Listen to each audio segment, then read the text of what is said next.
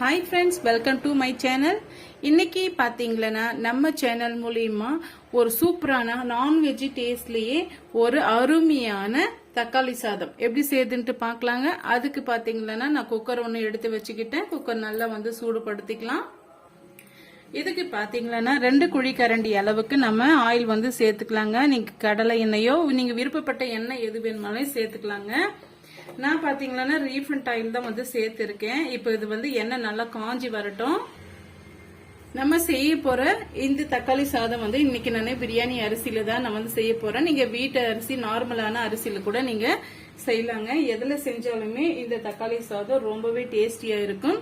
இப்ப எண்ணெய் ஒரு அளவுக்கு நல்லா காஞ்சி வந்துருச்சுங்க. இப்ப நம்ம தேவையான ஸ்பைசஸ் எல்லாம் நம்ம சேர்த்துக்கலாம். ஒரு பட்டியை 2 உடைச்சு சேர்த்துக்கிறேன். நான் எடுத்திருக்கிற அளவுன்னு பாத்தீங்களா கிட்டத்தட்ட ஒரு 3/4 கிலோ அளவுக்கு இருக்குங்க. அந்த அளவுக்கான இன்கிரீடியன்ஸ் தான் நம்ம சேர்த்துட்டு இருக்கோம். இப்போ 3 ஏலக்காய் சேர்த்துக்கலாம். 3 கிராம்பு, 2 மராத்தி மொக்கு, இது கூடவே ஒரு 1/2 டீஸ்பூன் அளவுக்கு சோம்பு சேர்த்துக்கலாங்க. இப்ப இது ஒரு அளவுக்கு மீடியமான ஹீட்லயே நல்லா பொரிஞ்சு வரட்டும். இந்த ஸ்டேஜ்ல பாத்தீங்கன்னா ஒரு மீடியம் சைஸ் 3 வெங்காயம் எடுத்து நான் ஸ்லைஸ் பண்ணி வச்சிருக்கேன். பாருங்க இது போல இது சேர்த்துக்கலாம். இப்ப பிளேவருக்காக 3 பச்சை மிளகாய் கீறி வச்சிருக்கேங்க. நீங்க அப்படியே கூட சேர்த்துக்கலாம்.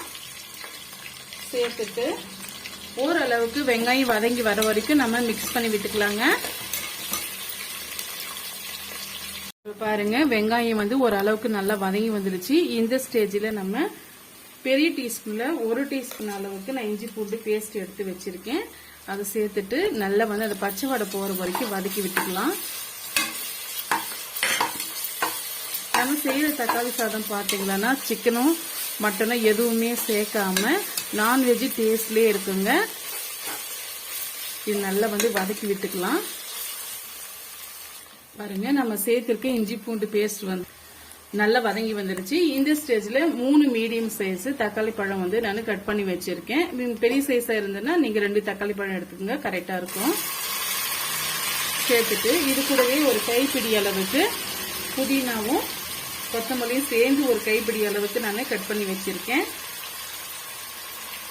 சேர்த்து விட்டுக்கலாம். சேர்த்துட்டு இந்த தக்காளி பழம் ஒரு அளவுக்கு நல்லா மசிச்சு வர்ற வரைக்கும் நம்ம வதக்கி விட்டுக்கலாங்க.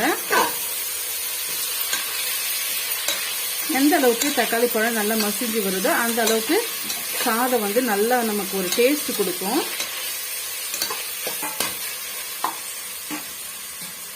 பாருங்க தக்காளி பழம் ஒரு அளவுக்கு நல்லா மசிஞ்சு வந்துருச்சு. இந்த ஸ்டேஜ்ல நம்ம தனி மிளகாய் தூள் ஆட் பண்ணிக்கலாம். நான் பாத்தீங்கன்னா இந்த மீடியமான டீஸ்பூன்ல 1/2 டீஸ்பூன் அளவுக்கு நான் சேர்த்துக்கிறேன். ஏற்கனவே நம்ம பச்சை மிளகாய் சேர்த்து இருக்கோம். இப்ப ஒரு 2 பிஞ்ச் அளவுக்கு மஞ்சத்தூள், இது கூடவே ஒரு 1/2 டீஸ்பூன் அளவுக்கு கரம் மசாலா சேர்த்துக்கலாங்க.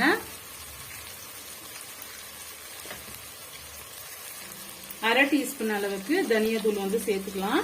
இதெல்லாம் சேர்க்கும் போதுதான் நம்ம நான்வெஜ் சேர்க்காமே அந்த டேஸ்ட் வரும்.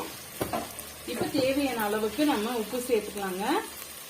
இப்பயும் நீங்க சேர்க்கறது இருந்தா கரெக்டா சேர்த்துக்குங்க. அப்படின்னா தண்ணி சேர்த்துட்டு கொதிச்சு பிறகு செக் பண்ணி பார்த்துட்டு இன்னும் கொஞ்சம் கூட நீங்க ஆட் பண்ணிக்கலாம். சேர்த்துட்டு ஜஸ்ட் ஒரு 2 மினிட்ஸ்க்கு நல்லா மிக்ஸ் பண்ணி விட்டுக்குங்க. இந்த அளவுக்கு மிக்ஸ் பண்ணி விட்டுக்கினாலே போதும். இப்ப நம்ம தண்ணியை அளந்துட்டு சேர்த்துக்கலாம். இது கூடவே நீங்க விருப்பப்பட்டீங்கன்னா கொஞ்சமா தயிர் ஆட் பண்ணிக்கோங்க. நான் ஒரு 50 ml அளவுக்கு நான் தயிர் ஆட் பண்ணிக்கிறேன். பாருங்க இந்த அளவுக்கு சேர்த்துக்கிட்டாலே போதும். சேர்த்துட்டு ஜஸ்ட் ஒரு 2 மினிட்ஸ்க்கு மிக்ஸ் பண்ணி விட்டுக்குங்க.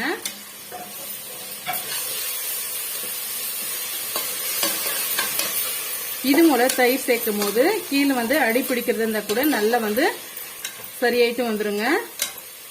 கொஞ்சம் கூட அடி பிடிக்காம வரும். நமக்கு டேஸ்ட் ரொம்ப பக்காவா இருக்கும். அவ்வளவுதாங்க. இப்ப தண்ணியை நம்ம அளந்துட்டு சேர்த்துக்கலாம். பாருங்க இப்ப இந்த கப்பால நான் வந்து அரை கப் அளவுக்கு பாஸ்மதி ரைஸ் வந்து எடுத்திருக்கேன்.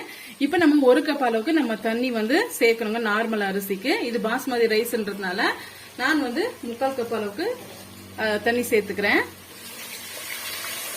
இப்ப இந்த தண்ணி வந்து நல்லா கொதிச்சு வரட்டும். ஒரு முறை மிக்ஸ் பண்ணி விட்டுக்கலாம்.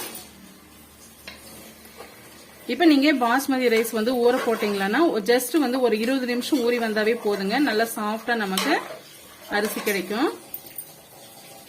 நல்லா கொதிச்சு வந்துருச்சு. இப்ப நம்ம தண்ணி எல்லாம் வடிகட்டிட்டு கொஞ்சம் கூட தண்ணிகள் இல்லாம சேர்த்து விட்டுடலாம். இப்ப மீடியமான ஹீட்லயே இருக்கட்டும்.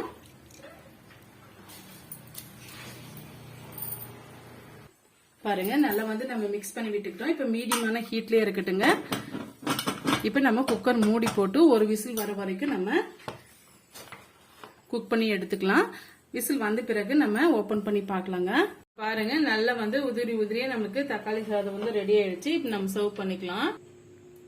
சுட சுட தக்காளி சாதம் வந்து ரெடி ஆயிடுச்சுங்க. இதுக்கு நான்வெஜ் தேவையே கிடையாது. அவ்வளவு ரொம்பவே டேஸ்டியா இருக்கும். இப்ப இது கூடவே நம்ம ஆனியன் ரைத்தா வந்து சேர்த்துக்கலாம். சூப்பரான தக்காளி சாதம் வந்து ரெடி ஆயிடுச்சுங்க. அதுக்கு பக்கத்துல வந்து நம்ம ஆனியன் ரைத்தா வந்து நம்ம சேர்த்துக்கிட்டோம். ரொம்பவே டேஸ்டியான தக்காளி சாதம் ரெசிபி வந்து உங்களுக்கு கண்டிப்பா பிடிக்கும்னு நினைக்கிறேன். பிடிச்சிருந்ததை மறக்காம சந்திக்குட்டி சேனலுக்கு சப்ஸ்கிரைப் பண்ணுங்க, லைக் பண்ணுங்க, ஃப்ரெண்ட்ஸ் அண்ட் ஃபேமிலியோட நிறைய ஷேர் பண்ணுங்க. இது போல டேஸ்டியான சிம்பிளான ரெசிபிஸ் பார்க்க நம்ம சேனலை ஃபாலோ பண்ண மறந்துடாதீங்க. தேங்க்யூ.